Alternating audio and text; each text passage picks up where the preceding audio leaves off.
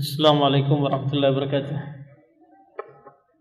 Alhamdulillah, salatu wassalamu ala rasulillah wa ala alihi wa sahbihi wa sallama taslima. Nah, kita lanjutkan kajian kita dari tafsir surah Al-Buruj, di mana pertemuan sebelumnya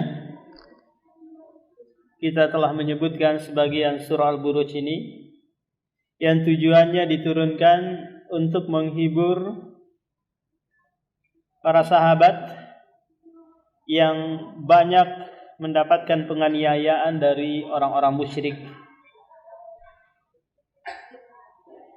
di mana mereka tidak punya kemampuan untuk melawan,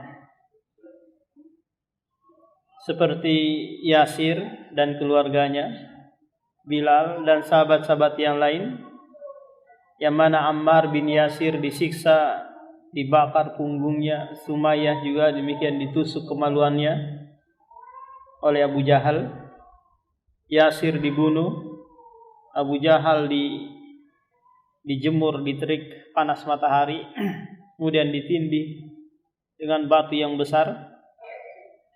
Nah, surah ini Allah turunkan bahwa orang-orang mukmin itu pasti diuji sesuai dengan apa? Dengan kadar keimanan. Sebagaimana yang telah berlalu pada Ashabul Ukhdud, di mana mereka dibakar di dalam paret yang sudah disiapkan api menyala-nyala. Sampai ada seorang anak bayi yang masih kecil gitu berkata kepada ibunya, "Isbir ya ummi, sabarlah wahai ibuku. Fa innaki alal haq, sungguhnya engkau berada di atas kebenaran." Kemudian Allah berfirman di ayat yang ke-11, "Innal ladzina amanu wa amilus solihati lahum jannatun tajri min tahtihal anhar, dzalikal fawzul azim." Dzalikal fawzul al-kabir. Di ayat ini Allah Subhanahu wa taala menegaskan bahwa orang mukmin dimanapun dia berada, apapun negaranya, kabilahnya, warna kulitnya, maka pasti mereka akan mendapatkan surga. Orang yang beriman plus beramalan soleh. Disebutkan dalam sebuah hadis bahwa kullu ummati yadkhulunal jannata illa man aba. Setiap umatku, umat yang telah menerima dakwahku, pasti akan masuk ke dalam surga, kecuali bagi mereka yang enggan. Lantas para sahabat bertanya, "Man ya'ba, siapa yang enggan itu ya Rasulullah?" Qala man ata'ani dakhalal jannah wa man asani faqad aba. Siapa yang mengikutiku pasti akan masuk ke surga, dan siapa yang enggan siapa yang kufur bermaksiat kepadaku pasti dia enggan untuk masuk ke dalam surga. Nah, hampir banyak sekali ayat di dalam Al-Quran tatkala menyebutkan tentang surga, Allah sertakan dengan apa? Tajri min tahtihal anhar, mengalir sungai-sungai di bawahnya. Sungai-sungai di sini disebut dengan bentuk jamak, menunjukkan bahwa sungai-sungai yang ada di surga itu ada 4, Pak. Yang pertama, sungai yang mengalir air tawar di dalamnya, min ghairi asin, tidak ada rasa asinnya. Ini yang pertama. Kemudian sungai yang mengalir di bawahnya air susu, labanin, musaffa, yaitu susu yang murni, tidak ada campurannya. Kemudian sungai yang ketiga adalah asal, yaitu sungai yang airnya adalah madu. Kemudian yang keempat, sungai yang airnya dari khamr, lazzatil lisyaribin, sangat lezat bagi orang yang meminumnya. Apa kira-kira keistimewaan kalau di bawah rumah kita ada sungai-sungai mengalir, Pak? Apa kira-kira keistimewaannya? Kenapa harus Ini yang disebutkan, kenapa enggak yang lainnya aja? Ternyata Pak, kalau rumah kita ada sungai-sungai mengalir di bawahnya, ini memberikan aroma kesegaran, kenyamanan terhadap rumah tersebut. Coba Bapak buat. Kalau mungkin ada tanah di kilo sana yang luas gitu. Buat desain gimana rumahnya ada sungai mengalir-ngalir yang tiada hentinya di dalamnya. Iya, enak kalau di bawah rumah kita ada mata air. Ya kan? Keluar terus air. Kalau di bawah rumah kita lumpur lapindo, selesai, bisa tenggelam kan? Kalau nggak ada mata air, maka membutuhkan biaya untuk menyedot, memompa terus menerus air. Tapi apa? Inilah keistimewaan jika di bawah rumah tersebut ada air yang mengalir. Zalikal fauzul kabir. Ini merupakan keberuntungan yang paling besar. Jadi Allah Subhanahu wa taala di samping mengabarkan tentang surga, dia juga mengabarkan bahwa ini adalah tujuan yang terbesar yang dicita-citakan oleh setiap manusia. Kita itu Pak, pasti di dunia ini kepengen beruntung, kepengen berhasil, kepengen orang yang terdepan. Padahal kalau kita menang dalam suatu perlombaan, terus bagi bahagia sesaat, maka kebahagiaan itu akan berhenti nanti ketika ada lagi yang menandingi kita, ada lagi yang menyaingi kita. Nanti mungkin tanggal 14 Februari ada yang unggul. Akhirnya sebagian pendukungnya gembira, senang.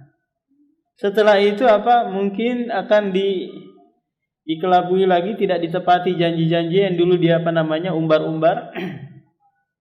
Akhirnya sedih lagi, oh ternyata omon-omon saja.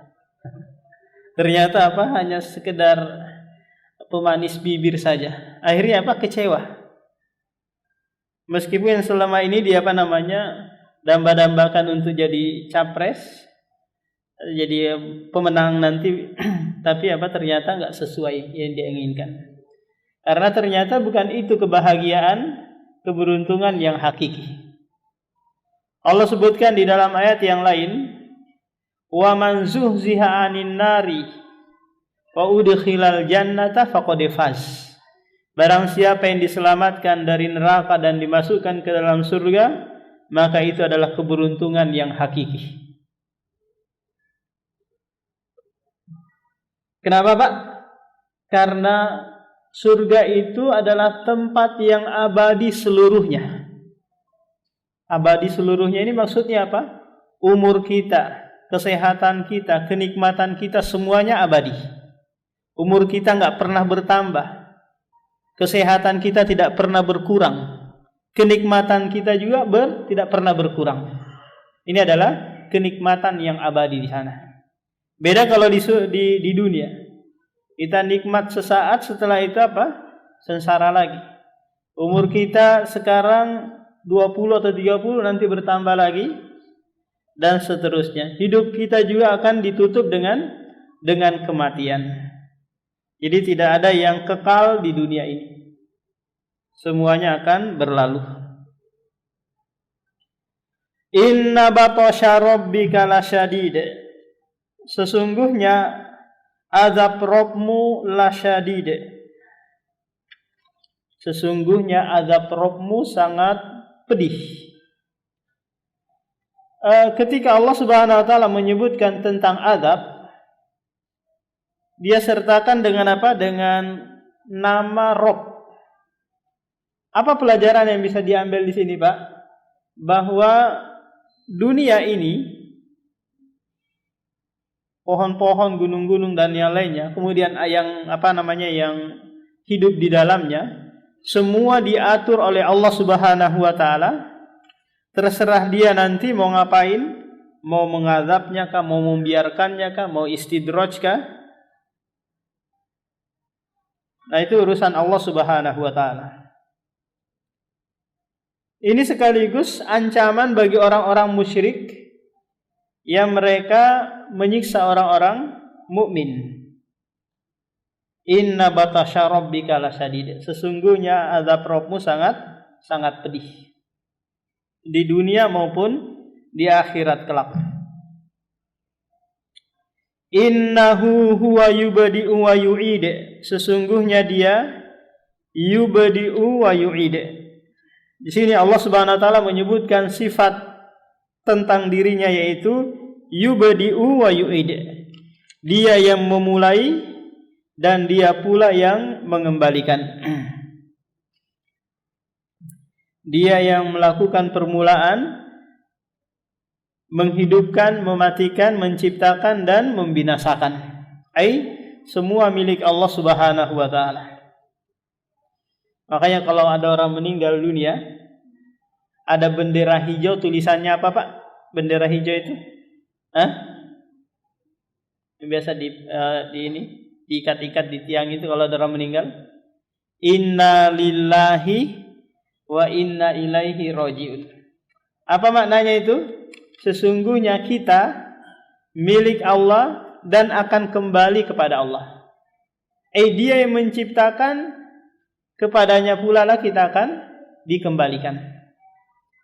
Dalam artian kita hidup ini tidak ada yang sia-sia. Tidak seperti yang dikatakan oleh orang musyrik bahwa wa ma yuhlikuna illa dahr. Tidak ada yang membinasakan kami kecuali masa. Habis masa selesai, hancur menjadi tulang belulang, enggak ada lagi kehidupan berikutnya. Jadi huwa yubdi'u wa yu'id. Wa huwal ghafurul wadud. Dan dia maha ghafur wal wadud, dan maha penyayang. Dia sebutkan ancaman, dia sebutkan juga namanya, yaitu maha pengampun. Apa pelajaran ini bisa diambil, Pak? Pelajarannya, jika kalian masih tetap di dunia melakukan kemaksiatan sebanyak apapun itu, maka Allah hadir dengan namanya Al-Ghaffar, Al-Ghafur, Al-Wadud. Kapanpun Anda minta ampun, minta maaf, bertobat, Allah akan hadir dengan namanya Al-Ghaffar, maha menerima ampunan. Apa itu Ghaffar, Pak? Ghaffar itu adalah sataroh, yaitu menutup dan menghapus kesalahan-kesalahan. Dan ini hanya Allah yang mampu melakukannya, Pak. Tidak ada satupun pemimpin atau bos atau atasan yang ketika bawahannya melakukan kesalahan, setiap kali melakukan kesalahan dia ampuni. Enggak ada. Paling nanti bos tersebut akan berkata, saya capek loh ngampunin kamu. Sudah berapa kali kamu melakukan kesalahan? Maaf ya bos, saya datang terlambat. Maaf ya bos, saya korupsi. Maaf ya bos, saya melakukan ini, kecurangan ini. Oh iya, enggak apa-apa. Kapanpun kamu melakukan kesalahan, saya akan ampuni kesalahanmu. Ada kira-kira yang kayak gitu, Pak? Pak Menteri mungkin melakukan kesalahan berulang-ulang sama Pak Jokowi. Pak Jokowi mengatakan, sebanyak apapun kesalahanmu, saya pasti akan ampuni. Tenang aja. Enak betul kalau gini kan?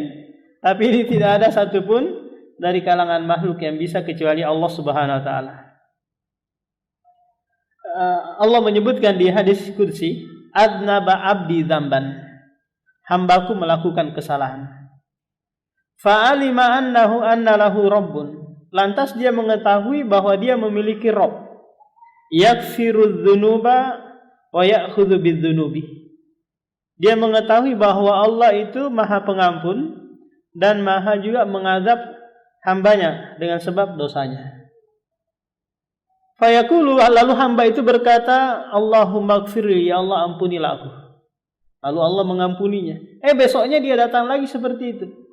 Minta ampun lagi, diampuni lagi oleh Allah. Terus kata Allah, lakukanlah apa yang kalian lakukan, maka aku akan mengampuni. Menunjukkan apa? Maha pengampunnya Allah Subhanahu wa taala. Dan perhatikan nih Pak, sering sekali Allah itu menggandengkan Al-Ghafur sama Ghafurur Rahim. Kalau di sini Al-Ghafuru Al-Wadud. Ghafur dan Rahim. Apa maknanya ini? Terkadang ada orang itu Pak, melakukan kesalahan kepada dia maafkan, dia tutupikan, iya sudah saya maafkan kamu. Tapi ada kedongkolan muncul dari apa? Dari dirinya. Jangan kamu muamalah lagi sama saya ya, cukup sudah. Dia maafkan, tapi apa? dia ada dongkol, jengkel sama orang tersebut. Tapi Allah enggak.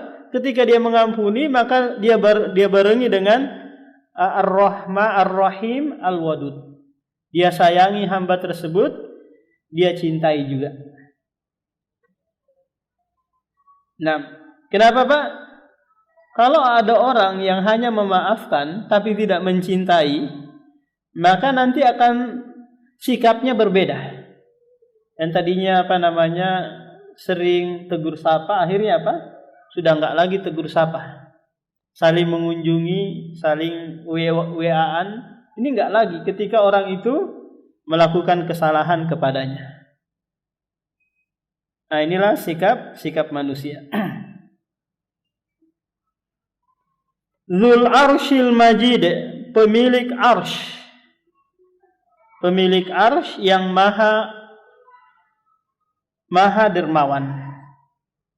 Jadi arsy merupakan makhluk Allah yang paling besar, makhluk Allah yang pertama kali diciptakan, yang langsung berada di bawah Allah Subhanahu wa taala. Jadi saya gambarkan Pak, ini Allah, ini arsy. Jadi arsy itu enggak lengket dengan Allah, atau Allah enggak nyentuh dengan arsy. Paham? Allah itu irtafa'a wa sa'ada wa sabata, meninggi di atas arsy. Paham? Jadi dia tidak menyentuh. Sebagaimana yang diyakini oleh orang filsafat bahwa Allah itu tidak butuh tempat. Iya, memang Allah, karena Allah tidak menyentuh dengan arsy. Ketika kata istawa di dalam Al-Quran ada 7 tempat, summastawa alal arsy, dimaknai dengan bersemayam, maka kita lihat bersemayam ini apa maknanya? Apakah menyentuh ataukah tidak? Sebagaimana raja duduk di kursi, duduk di atas ranjang, maka Allah tidak seperti itu. Kenapa? Karena Allah adalah As-Somad, maha bergantung seluruh makhluk kepadanya. Dia tidak butuh kepada makhluknya. Seandainya arsy ini enggak ada, maka Allah tetap berada di atas ketinggian. Sebagaimana juga tatkala Allah selesai menciptakan bumi 2 masa 2 hari, langit 2 hari, kemudian isinya 2 hari, tsummastawa 'alal arsy, kemudian dia bersemayam di atas arsy. Kata orang Yahudi, Allah capek. Di hari Sabtunya istirahat. Karena Allah menciptakan alam semesta ini mulai dari hari Ahad, Isnain, Sulasa, Arbi'a, Khamis, Jum'ah, kemudian Sabtunya Allah istirahat. Wa ma massana min lugub, kata Allah. Kami tidak terkena sedikit pun rasa lelah dari menciptakan alam semesta. Makanya mereka ibadahnya itu Sabtu atau Minggu saja. Istirahat dari apa? Dari urusan dunia. Fa'alun lima yurid. Fa'alun, ini merupakan sifat Allah. Dia melakukan sesuai apa yang dia kehendaki. Orang itu Pak, tak kala memiliki sesuatu, dia punya hak terhadap sesuatu itu kan, dia mau ngapain aja. Contoh, dia adalah tuan rumah di rumahnya. Dia mau melakukan, mau dia pecahin ke piring-piring di rumahnya, mau dia banting-banting ke lemarinya, itu urusan dia.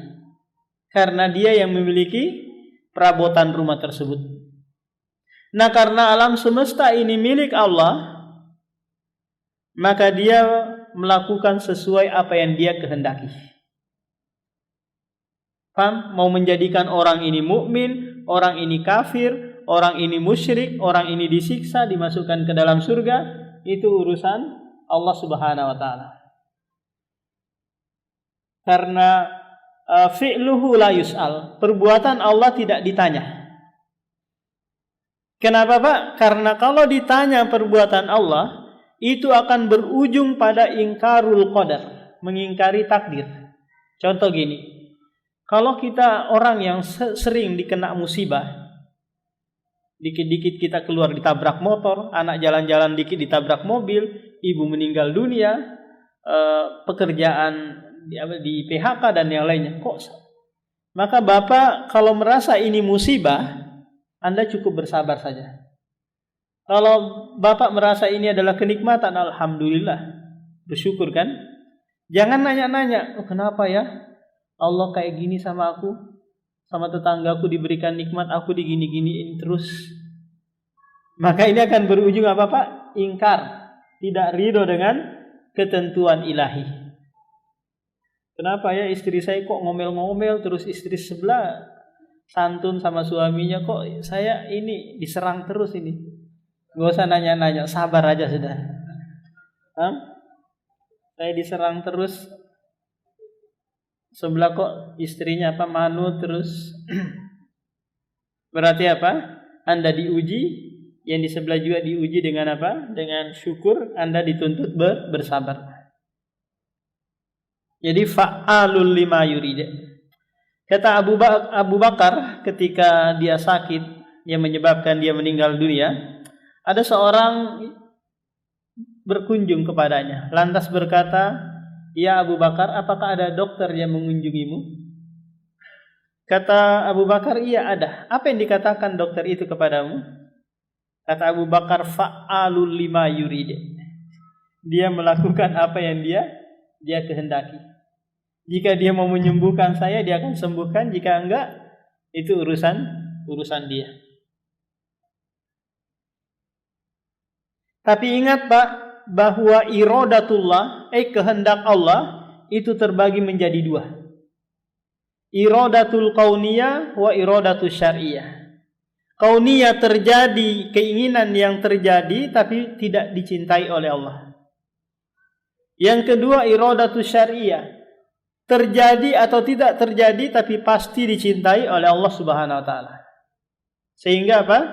Sehingga nanti tak kala ada orang berbuat maksiat atau kekafiran, terus kita nanya apakah ini takdir Allah? Maka jawabannya iya, takdir Allah.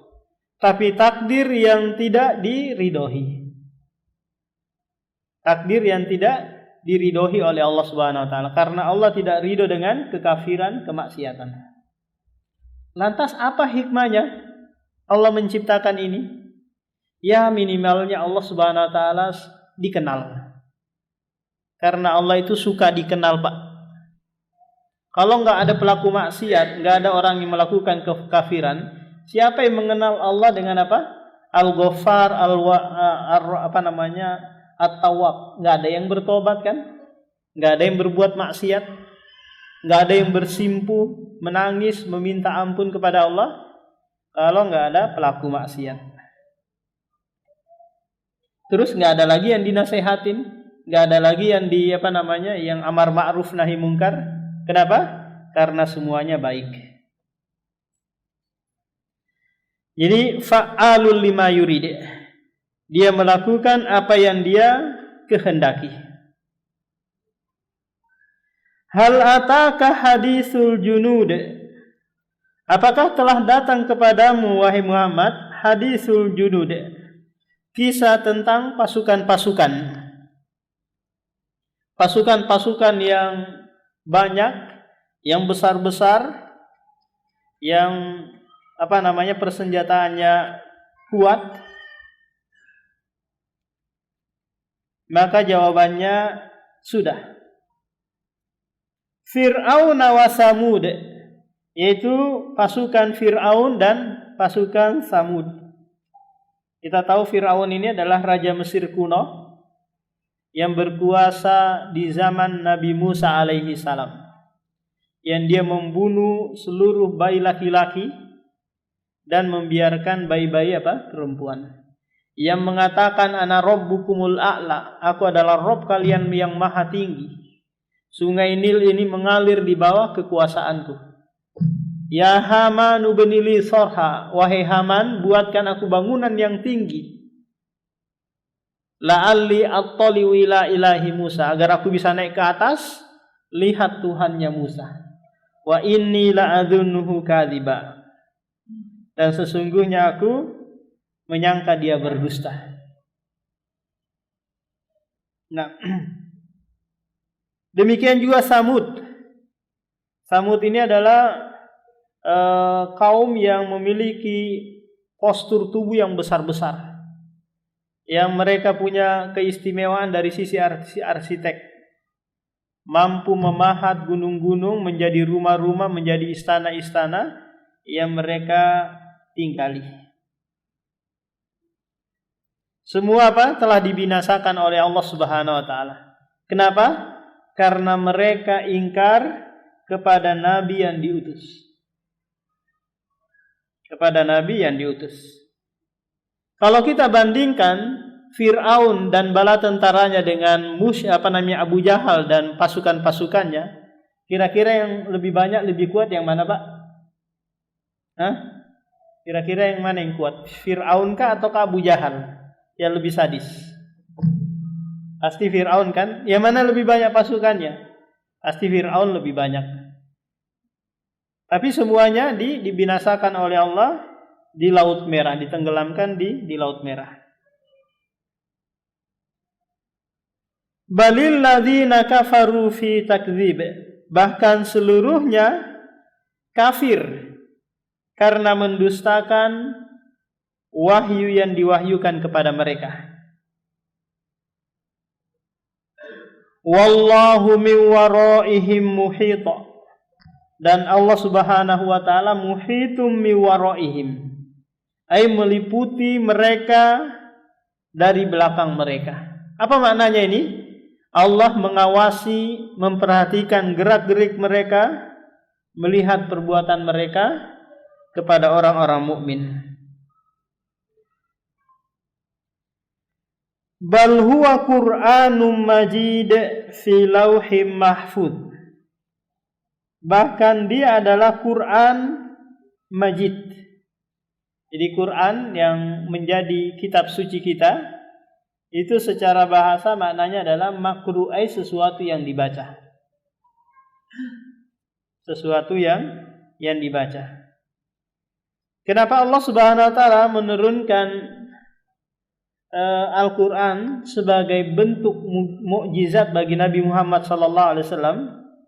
Karena ternyata orang-orang musyrik atau orang-orang Arab pada waktu itu, mereka lagi tren-trennya, lagi viral-viralnya tentang keindahan bahasa, keindahan balaghah. Akhirnya Allah menurunkan sesuatu yang bisa menandingi ketinggian sastra mereka. Yang mereka punya kebiasaan perlombaan syair, yang nanti kalau ada yang menang dari perlombaan tersebut akan dicatat dengan tinta emas, kemudian digantungkan ke dinding Ka'bah selama setahun. Namanya Mu'allaqat. Ini suatu kebanggaan. Nah, ketika turun Al-Quran, maka mereka merasa takjub karena keindahan bahasanya yang luar biasa. Coba perhatikan Pak ayat-ayat Al-Quran itu. Kalau orang yang paham tentang balaghah atau keindahan bahasa, maka dia tahu dari sisi lafaz-lafaznya saja ada namanya pembahasan qafiyah, yaitu huruf-hurufnya sama semua di belakang. Ar-Rahman, Allamal Quran, alif dan nun semua di belakangnya. Khalaqal insan, Allamahul bayan, alif dan nun semua di belakangnya. Wasyamsi waduhaha wal qamari idza talaha wan nahari idza jallaha, ha semua di belakang. Jadi membuat orang-orang musyrik ini takjub. Di samping indah dari sisi bahasa, menakjubkan juga dari sisi makna. Karena orang musyrik mereka bahasanya indah, tapi maknanya kadang nyeleneh. Ceritakan tentang janda lah yang dikejarnya, ceritakan tentang kudanya, ontanya, itu yang dia jelaskan. Tapi bahasanya Bahasanya indah. Tapi maknanya yang kurang bagus.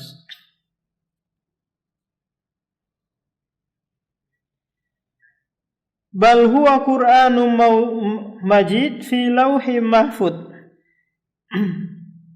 Jadi Al-Qur'an itu ada dua. Ada yang pada kita ini, ada juga yang di Lauhul Mahfud. Yang jadi masalah kalau sekiranya Al-Quran yang di hadapan kita ini, apakah kita menyentuhnya harus dalam keadaan bersuci ataukah tidak? Ini terjadi khilaf di antara para ulama. Ada yang mengatakan enggak perlu bersuci, bisa langsung membaca. Karena hadis yang datang la yamassuhu illa tahirun itu dhaif. Tidak ada yang menyentuh Al-Quran kecuali bersuci, itu dhaif kata mereka. Ada juga yang mengatakan bahwa enggak, ini sahih. Menunjukkan bahwa mau membaca Al-Quran dengan mushaf langsung itu harus apa? Bersuci terlebih dahulu. Fi lauhim mahfud, terjaga di lauh. Lauh itu adalah lembaran-lembaran yang ada di lauhu al-mahfud. Nah, ada yang mau ditanyakan dulu Pak tentang surah Al-Buruj ini sebelum kita ke surah At-Tariq.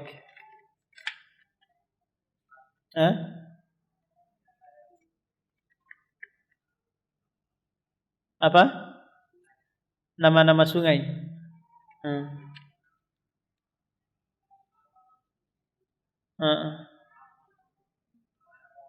Khomar. Oh enggak sama, hanya sekedar nama saja.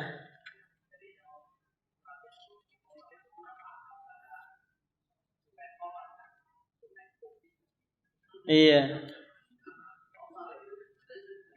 Kata Ibnu Mas'ud, laisa fid dunya syai'un mimma fil jannati illa asma faqat.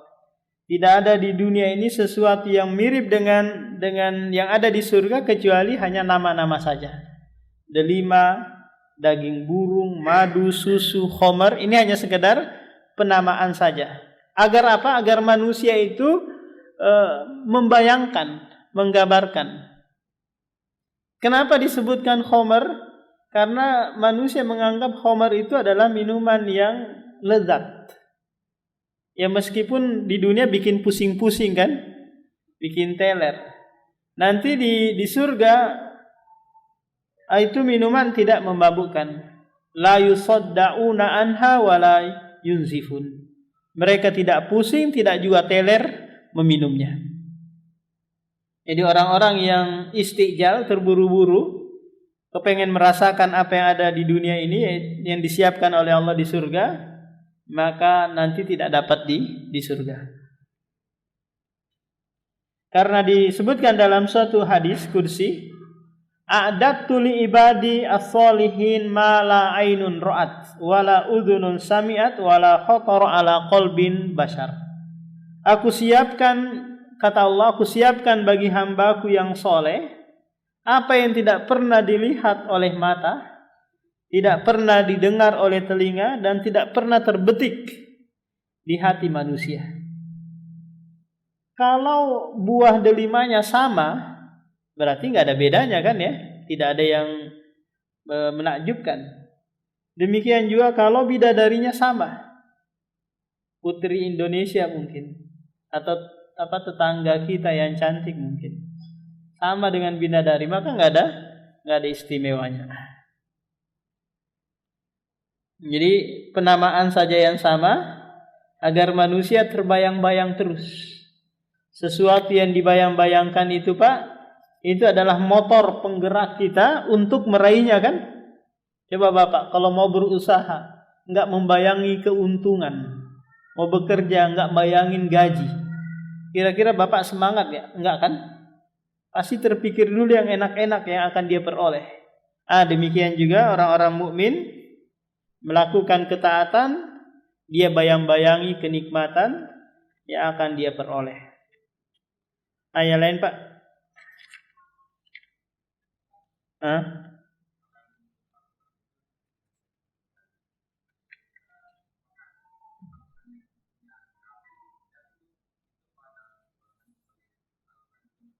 Iya, yang di HP Al-Quran juga, yang kita pegang juga Al-Quran.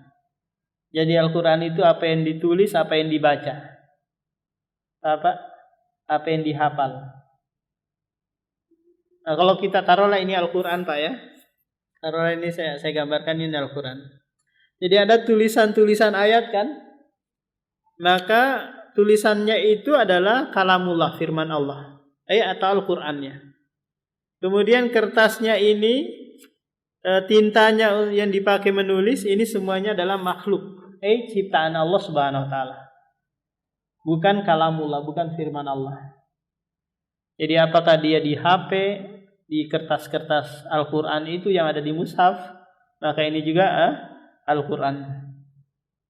Lantas bagaimana kalau kita ada ada HP, ada Al-Qur'an di HP kita, ketika mau masuk ke dalam WC, apakah harus ditaruh di luar dulu?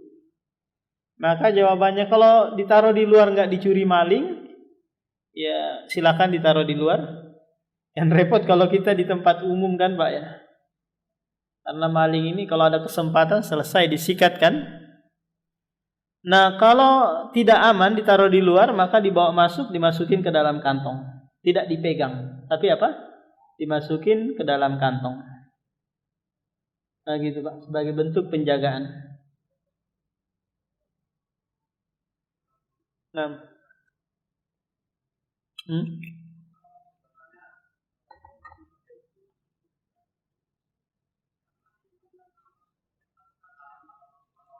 Iya. Jadi kita masuk ke dalam surga karena fadlun wa rahmatun minallah, keutamaan dan rahmat Allah. Bukan amalan soleh, maknanya itu adalah tukar menukar Pak. Paham? Contoh, saya sudah sholat nih puluhan tahun, sudah zakat, sudah sedekah puluhan tahun. Ini loh lah, tukar-tukar dong dengan surga. Enggak kayak gitu. Tapi maknanya adalah ibadah yang kita lakukan ini adalah sebab. Sebab itu belum tentu menghasilkan yang disebabkan. Tapi ini adalah bentuk usaha. Tapi Allah Subhanahu wa taala tidak pernah tidak menepati janjinya. Innalil muttaqina fi jannatin wa uyun fakihina fiha mimma yastahun bima kuntum ta'lamun, dengan sebab apa yang kalian lakukan di dunia. Jadi amalan itu adalah sebab, bukan tukar menukar. Ya, itu maknanya Pak. Karena nanti ada orang mati tapi belum sempat melakukan amalan. Ada orang mati tapi belum sempat melakukan amalan. Contoh, dia di penghujung hayatnya masuk Islam. Dia mengucapkan apa? Asyhadu an la ilaha illallah asyhadu anna muhammadar rasulullah. Masuk Islam dia. Enggak sempat sholat, puasa dan yang lainnya. Maka ini juga ada kemungkinan dia masuk ke dalam surga. Karena itu adalah fadlun minallah. Kalau dikatakan fadlun, keutamaan dan rahmat dari Allah, berarti bukan kewajiban Allah memasukkan hambanya ke dalam surga. Paham Pak? Bukan kewajiban bagi Allah. Kalau kewajiban bagi Allah, maka ini berarti tuntutan dari apa? Dari hambanya. Paham? Tuntutan dari hambanya. Sementara Allah kan tidak boleh dituntutkan, dimohonkan boleh. Diajukan sesuatu, kalau permohonan kita diterima, alhamdulillah. Kalau enggak, ya sudah. Jangan ngeyel, jangan mendesak, jangan ini. Tinggal berapa menit lagi nih Pak? Udah masuk kah?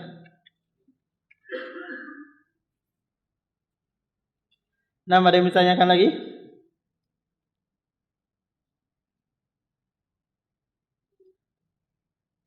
Nah, kalau tidak ada, karena surah baru ini, kita lanjutkan aja pada pertemuan berikutnya.